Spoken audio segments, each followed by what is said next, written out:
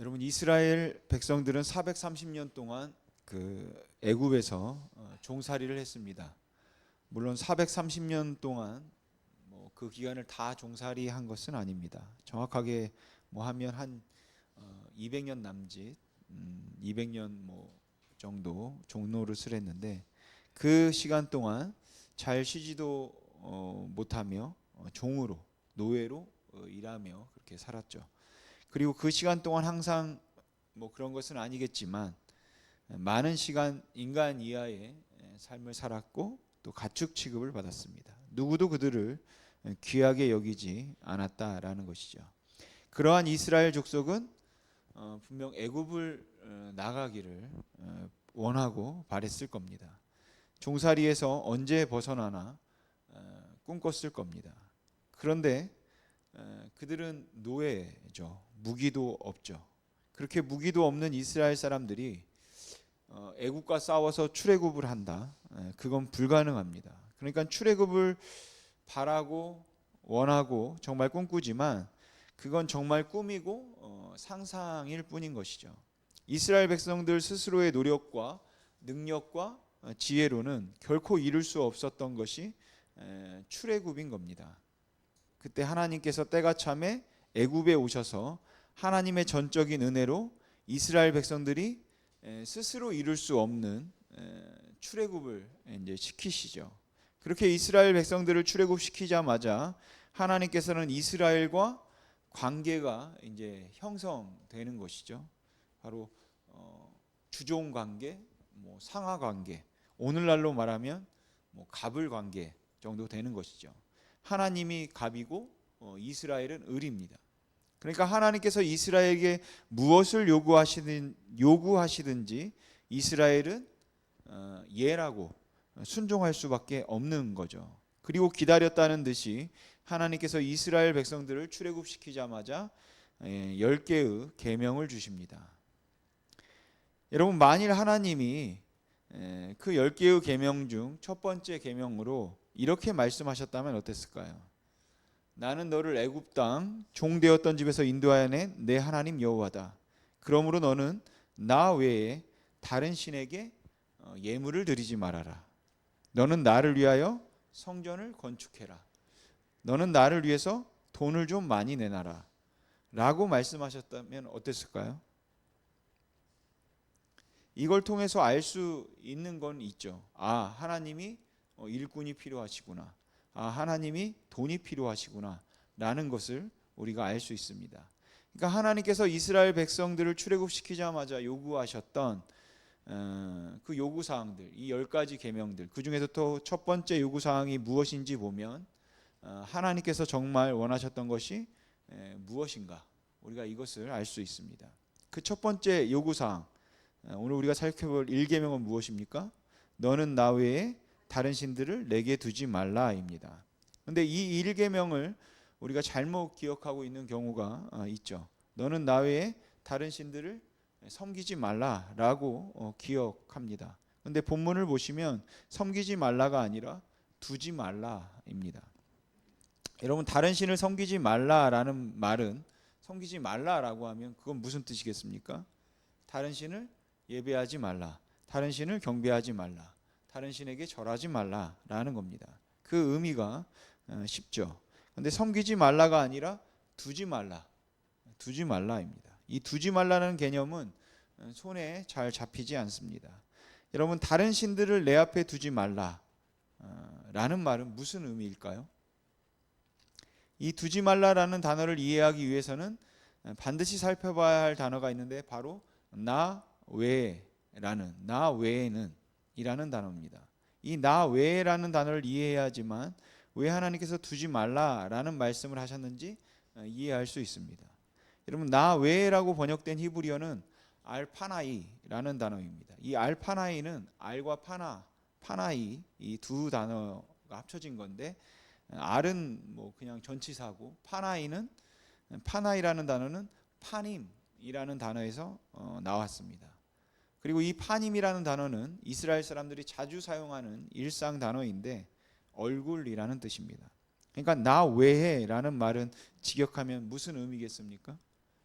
면전에, 얼굴 앞에 라는 뜻입니다. 그러니까 너는 나 외에 다른 신들을 내게 두지 말라 라는 말은 무슨 의미겠습니까? 너는 내 면전에 내 얼굴 앞에 다른 신들을 두지 말라 라는 뜻입니다. 그럼 이게 무슨 의미겠습니까? 내 앞에는 너만 있었으면 좋겠다. 그리고 네 앞에는 나만 있었으면 좋겠다. 너와 나 사이에 어떤 것도 없었으면 좋겠다. 그 어떤 것도 두지 마라. 이게 첫 번째 계명인 겁니다. 여러분, 하나님이 이스라엘을 출애굽시킨 것은 하나님께서 하나님의 성전과 하나님의 왕국을 필요로 했는데, 그 성전과 왕국을 짓고 세우는데 일꾼이 필요해서 더군다나 이스라엘 백성들이 200년 동안 애굽에서 벽돌을 찍었었는데 얼마나 벽돌을 잘 찍겠습니다. 그리고 건물도 잘 짓겠죠. 그런 노예가 필요해서 하나님이 이스라엘 백성들을 출애굽시킨 것은 아니라는 겁니다. 그러면 하나님 나라를 건설하기 위해 이스라엘 백성들의 돈이 필요했나요? 아니면은 헌신이 필요했나요? 그렇지 않다라는 것이죠. 하나님께서 이스라엘 백성들을 출애굽시키자마자 제일 먼저 요구하시는 것은 돈도 아니고 성전을 지으라는 것도 아니고, 바로 이제 내가 너희를 출애굽시켰으니까 내 얼굴 앞에 오직 너만 있으면 좋겠다. 그리고 네 얼굴 앞에는 나만 있으면 좋겠다. 너와 나 사이에 다른 어떤 것도 없고 오직 나와 너만 있었으면 좋겠다라는 것입니다. 이건 하나님께서 왜 이스라엘 백성들을 애굽에서 출애굽시키셨냐, 그 목적을 살펴보면 이 말씀을 더 잘 이해할 수 있습니다. 여러분, 출애굽의 목적이 출애굽기 29장 46절에 언급되어 있습니다. 제가 읽어드릴 테니까 하나님께서 이스라엘 백성들을 출애굽시킨 목적이 무엇인지 한번 생각해 보십시오. 그들은 내가 그들의 하나님 여호와로서 그들 중에 거하려고 그들을 애굽 땅에서 인도하여 낸 줄을 알리라. 나는 그들의 하나님 여호와니라. 이 말씀에 의하면 하나님께서 이스라엘 백성들을 출애굽시키신 목적은 무엇입니까?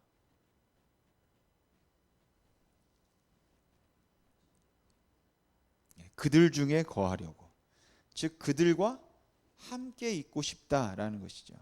그러니까 하나님은 이스라엘 백성들로 하여금 하나님의 왕국과 성전을 건축하려는데 일꾼으로 부르신 것이 아니라 그냥 하나님께서는 이스라엘을 원하신 것입니다. 그냥 이스라엘과 함께 있고 싶으셨던 것이에요. 그래서 출애굽을 시키셨습니다. 그래서 출애굽을 시키자마자 바로 그렇게 말씀하셨던 것이죠. 네 얼굴 앞에는 오직 나만, 내 얼굴 앞에는 오직 너만, 너와 나 사이에 그 어떤 것도 두지 마라. 그러니까 출애굽의 목적과 첫 번째 계명을 살펴보면 정말로 하나님이 그 백성 이스라엘에게 원하시는 것은 무엇입니까? 그냥 이스라엘 자신인 것입니다. 그냥 이스라엘 그 자체를 보고 싶으신 것이죠. 여러분, 복음서에 나오는 이 사건 기억나십니까? 바리새인들이 예수님을 올무에 걸리게 하기 위해서 자기 제자들과 헤롯 당원들을 보내서 이런 질문을 했던 일이 있습니다. 가이사에게 세금을 바치는 것이 옳습니까? 옳지 않습니까? 바리새인들이 보낸 사람들은 예수님이 대답하지 못할 만한 질문을 지금 하고 있는 것이죠. 과연 로마 황제에게 세금을 바치는 것이 옳으냐, 옳지 않냐? 이건 분명히 함정을 파고 질문하는 겁니다. 로마 황제에게 세금을 바쳐야 한다고 하면 이제 매국노라고 하면서 예수님을 몰아세울 것이고, 바쳐서는 안 된다라고 하면 로마에 대한 반역자다라고 하면서 예수님을 이제 로마에 고발하려고 하는 그런 함정이 있는 질문인 것이죠. 여기에 대한 예수님의 대답은 무엇이었습니까? 어찌하여 나를 시험하느냐? 세금 낼 돈을 내게 보이라 였습니다. 그리고 나서 예수님은 아주 간단하게 대답을 이어가시죠. 이것이 누구의 얼굴이고 누구의 글이냐? 가이사의 것입니다. 그럼 가이사의 것은 가이사에게, 하나님의 것은 하나님께 바치도록 해라. 이 말씀은 세금은 가이사의 것이니까 떼어먹지 말고 가이사에게 꼬박꼬박 내고, 11조는 하나님의 것이니까 떼어먹지 말고 하나님께 내라, 그런 것은 아닙니다. 지금 여기서 어떤 것이 가이사의 것입니까? 바로 그의 형상이 새겨진 동전이죠. 그럼 하나님의 것은 무엇이겠습니까? 하나님의 형상이 새겨진 것. 여러분 창세기 1장 27절에 보면 우리는 누구의 형상으로 지음을 받았습니까? 하나님의 형상대로 지음을 받았습니다. 그러니까 예수님의 말씀은 데나리온 동전에는 가이사의 형상이 새겨져 있으니까 그것은 가이사의 것이고, 사람 안에는 하나님의 형상이 새겨져 있으니까 사람은 하나님의 것이라는 겁니다. 그러니까 형상이 새겨진 대로 주면 되는 것이에요. 가이사에게는 가이사의 형상이 새겨진 것을 주고, 하나님께는 하나님의 형상이 새겨진 나 자신을 드리면 된다라는 말씀인 겁니다. 그리고 이 말씀이 오늘 우리가 살펴보는 일계명과 같은 맥락인 것이죠. 하나님은 다른 것을 원하시는 것이 아니라 우리 자신을 원하시고 계신다. 여러분, 하나님은 우리 주머니에 관심이 있으신 분이 아니십니다. 여러분, 십계명 어디에 11조 얘기가 있고 돈 얘기가 있습니까? 그런 거 없습니다. 하나님이 이스라엘 백성들을 출애굽시키자마자 제일 먼저 하신 말씀은 내 말 잘 들어라. 내 앞에 너만 있었으면 좋겠고 네 얼굴 앞에는 나만 있으면 좋겠다라는 말씀이에요. 이 하나님이 바로 오늘 우리가 예배드리는 하나님이십니다. 그리고 저는 그 하나님이 오늘 우리에게도 이것을 요구하신다고 믿습니다. 여러분, 하나님은 정말 나를 원하십니다. 정말 내 얼굴을 한번 보고 싶어 하시는 분이 살아계신 하나님이시다라는 것을 여러분 잊지 마시기 바랍니다. 근데 사실 이 요구는 우리 쪽에서 해야 하는 거 아닙니까? 이스라엘이 해야 되는 것이죠. 하나님, 나 구원했으니까 나 끝까지 책임져야 합니다. 하나님, 나 구원했다고 나 버리면 안 됩니다. 나는 기껏해봤자 노예로 벽돌만 만들었고 돈도 없고 백도 없고 대학도 안 나왔고 할 줄 아는 것도 없는데, 그리고 이 세상에 크고 두려운 많은 민족이 있는데, 그런데 하나님께서 나 버리면 어떻게 합니까? 하나님, 나 구원했다고 나 버리면 안 됩니다. 나 잊으면 안 됩니다. 어쩌면 이 일계명은 하나님이 이스라엘에게 말하는 것이 아니라 이스라엘이 하나님에게 말해야지만 하는 것일지도 모릅니다. 그런데 반대라는 것이죠. 그래서 정말 하나님이 우리에게 원하시는 것이 무엇인지 우리가 더 잘 알 수 있는 겁니다. 여러분, 혹시 정말 너무너무 사랑하는 사람과 연애했던 그때 기억나십니까? 물론 그분이 지금 뭐 옆에 살고 있는지는 잘 모르겠지만, 여러분 정말 짝사랑하는, 그래서 뭐 앞에만 서도 심장이 두근두근 거리고 보기만 해도 막 땀이 나고 침도 잘 못 삼키는데, 그 사람에게 내 사랑을 고백했는데 그 사람이 그 사랑을 받아줬습니다. 그럼 진짜 뭐 기분이 좋겠죠. 너무 좋겠죠. 그렇게 사랑이 받아들여져서 그 사람과 막 연애하고 하루 종일 같이 있고 그러지 않습니까? 뭐 드라마 같은 거를 보면 우리가 잘 볼 수 있는데, 그때 하루 종일 같이 있다가 대개는 뭐 남자가 여자 집까지 바래다 줍니다. 그래서 집 앞에 가서 뭐 합니까? 먼저 들어가라. 아니야, 자기가 먼저 버스 타고 가. 뭐 계속 뭐 아니다, 먼저 가라, 계속 반복하죠. 그러다 결국 시간이 늦으니까, 여자가 이제 늦었으니까 내가 버스 타는 데까지 바래다 줄게 하고는 버스 타는 데까지 갑니다. 근데 거기서 또 어떻게 합니까? 이 버스는 좀 사고 날 것 같다, 느낌이 안 좋으니까 다음 버스 타야겠다, 그러면서 또 보내버리고, 그러다 결국 이제 너무 늦으니까 이제 골목이 위험하다 하면서 다시 여자를 집까지 바래다 줍니다. 그래서 다시 집까지 가죠. 뭐 하는 짓인지는 모르겠지만 아무튼 그렇게 계속 왔다 갔다 하기도 하는데, 근데 어렸을 때는 뭐 돈이 없으니까 택시 같은 거는 뭐 타기가 쉽지 않죠. 그러니까 마지막 버스는 꼭 타야 하는 겁니다. 막차 시간은 아니까 왔다 갔다 하더라도 시간 보다가 막차 시간 되면 얼른 집에 이제 여자를 들어가게 하고 막 달려가는 것이죠. 그러면서 뭐 합니까? 휴대폰을 꺼내죠. 잘 들어갔어? 걱정돼서 전화해서, 뭐 문에서 집까지 거리가 한참인지는 잘 모르겠지만 걱정이 되었나 봅니다. 그러면서 버스 타고 집에 가는 동안 이제 통화하죠. 그래서 이제 남자가 집에 가면 집에 들어가고 있다. 그러면 뭐 방문은 잘 열었냐? 뭐 방문 여는 게 뭐 그렇게 어려운 일은 아니지만 뭐 시시콜콜한 거를 다 이제 물어봅니다. 근데 그렇게 길게 통화한 후에 끝날 때 어떻게 합니까? 예, 우리 못한 얘기는 내일 다시 만나서 얘기하자. 그리고 내일 또 똑같은 일을 반복합니다. 하루 종일 같이 있다가 또 집에서 뭐 버스 타는 데까지 왔다 갔다 뭐 했다가, 여러분 이 모든 현상을 설명할 수 있는 단어는 하나인데 뭔가요? 예, 사랑입니다. 여러분 비상식적이고 비이성적인 것처럼 보이는데 그게 사랑입니다. 여러분 하나님이 우리에게 원하시는 것이 있는데 그것은 내 얼굴 앞에 오직 하나님만 있는 것이에요. 그 하나님의 얼굴 앞에 또한 오직 나만 있기를 원하신다라는 것이죠. 하나님과 나 사이에 다른 어떤 것도 있길 원치 않으세요. 조금만 더 가까이 와라. 조금 더 와. 조금 더 와. 여러분 사랑하는 남녀가 싸우면 누가 더 많이 상처받는지 아십니까? 남자일까요? 여자일까요? 예, 더 사랑하는 사람입니다. 남자든 여자든. 여러분 나와 하나님의 관계가 깨어지면, 나와 하나님의 관계가 소원해지면 누가 더 상처받을까요? 누가 더 힘들어할까요? 우리인가요? 그렇지 않습니다. 착각하면 안 됩니다. 여러분 하나님이세요. 여러분 나와 하나님의 관계가 깨지자 하나님이 비상식적인 행동을 하십니다. 천사도 사탄도 그 누구도 전혀 예상하지 못했던 행동을 하세요. 그게 무엇입니까? 예수 그리스도를 죽이십니다. 예수 그리스도의 생명과 내 생명을 바꾸세요. 그 전능하신 하나님이, 부족할 것도 아쉬울 것도 아무것도 없는 하나님이 우리 같은 게 뭐 대단하다고 예수 그리스도의 생명과 우리의 생명을 바꾸셨다라는 것이죠.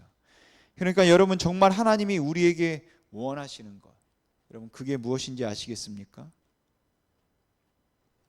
여러분 오늘 우리가 그냥 찬양하고 예배하고 헌금만 드려서는 안 된다라는 것이죠. 헌신과 봉사만 드려서도 안 되는 것입니다. 정말 우리의 마음을 드려야 하고 정말 우리의 사랑을 하나님께 드려야 한다라는 것이에요. 왜냐하면 정말로 하나님이 원하시는 것이 그것이기 때문에 그렇습니다.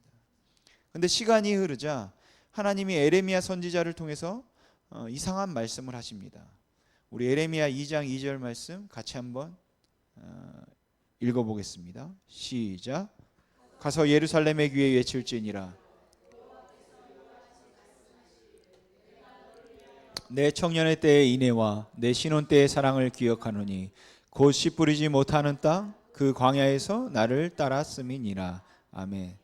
야, 내가 내 청년의 때 그 인애, 신혼 때의 사랑이 기억난다. 그럼 청년의 때, 신혼 때는 뭘 말하는 겁니까? 씨 뿌리지 못하는 땅, 그 광야에서 나를 따랐던 것. 즉 광야에서 이스라엘 백성들이 하나님의 말씀을 따라 움직이며 인도함 받았던 것. 구름이 떠오르면 움직이고 구름이 머무르면 1년이고 2년이고 멈추었던 그때를 하나님은 신혼 때의 사랑으로 기억하신다라는 것이. 그런데 광야는 어떤 땅입니까? 사람이 거주합니까?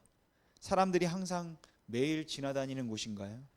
그렇지 않습니다. 물도 없고 먹을 것도 없고 사람들이 살지도 않고 잘 지나다니지도 않습니다. 그런 곳이 광야예요. 누구도 거기를 사모하지 않아요. 그런데 그 광야에서 이스라엘 백성들이 만나와 메추라기를 먹으면서 매일마다 구름과 불기둥의 인도를 받으며 하나님의 말씀을 따랐던 것을 하나님이 이렇게 생각하신다는 것이에요. 나는 그때가 좋았다. 참 좋았다.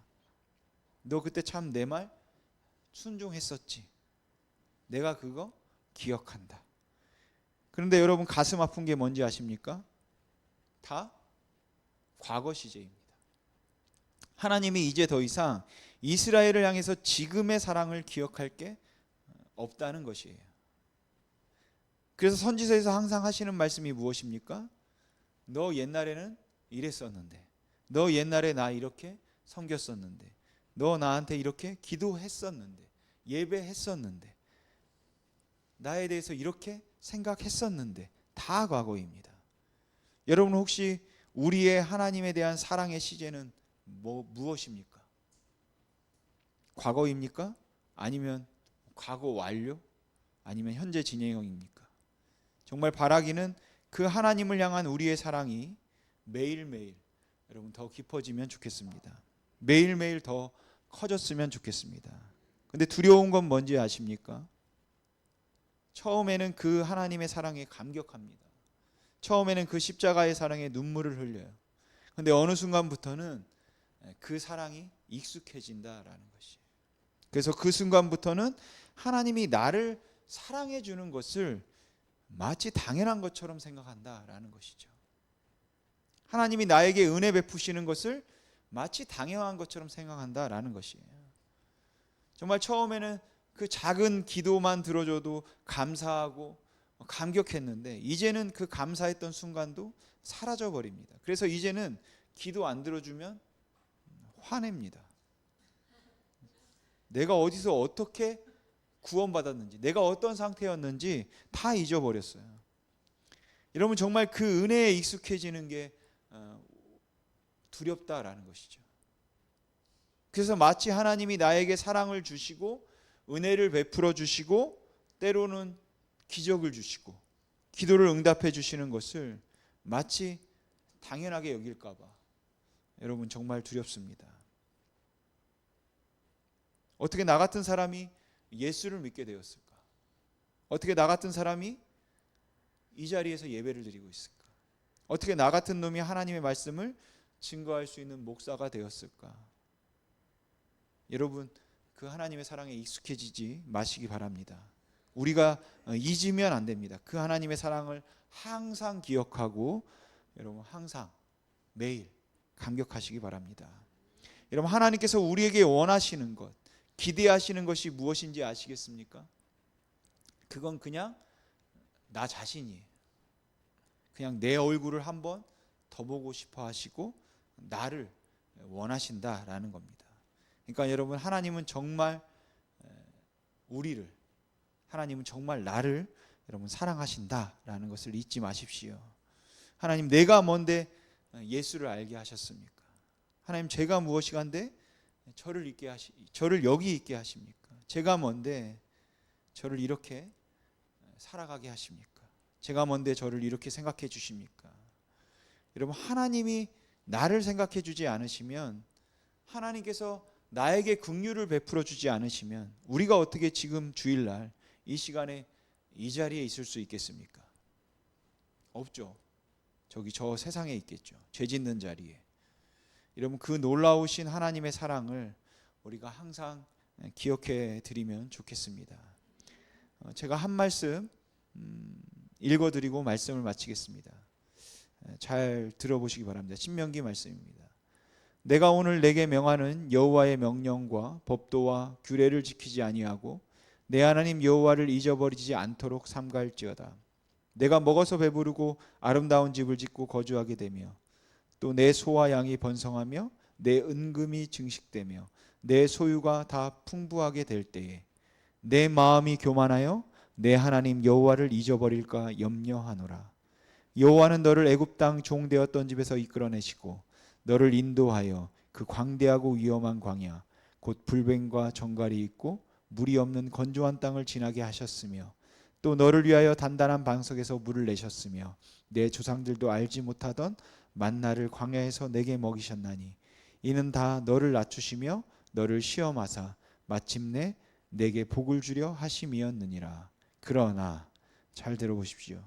내가 마음에 이르기를 내 능력과 내 손의 힘으로 내가 이 재물을 얻었다 말할 것이라. 내 하나님 여호와를 기억하라. 그가 내게 재물 얻을 능력을 주셨음이라. 여러분 오늘 하나님에게 이런 고백을 드리고 싶습니다. 하나님이 내게 능력을 주셨습니다. 지혜를 주셨습니다.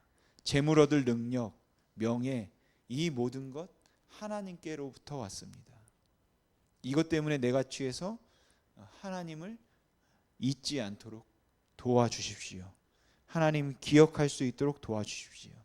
하나님의 긍휼, 하나님의 은혜, 하나님의 지켜주심, 하나님의 사랑을 항상 기억할 수 있도록 붙잡아 주시옵소서. 사랑하는 성도 여러분, 하나님이 원하시는 것은 다른 것이 아닙니다. 우리 자신이에요. 그냥 나와 함께 있고 싶으신 것입니다. 근데 하나님이 먼저 우리가 그를 사랑한 게 아니라 그 하나님이 우리를 찾아오셨고 그 하나님이 먼저 우리를 사랑하셨다라는 것이에요. 여러분, 그 하나님이 베푸신 그 사랑, 하나님의 아들 그 독생자 예수를 죽이고 나에게 생명을 주신, 날 살리신 그 놀라운 사랑, 그 진리, 그 놀라운 복음에 매일 감사하고 감격하며 항상 하나님 앞에, 하나님과 나만, 하나님 앞에 나만, 내 앞에는 하나님만, 그렇게 거하는 성도님들 되시기를 주님의 이름으로 소망합니다. 기도하겠습니다.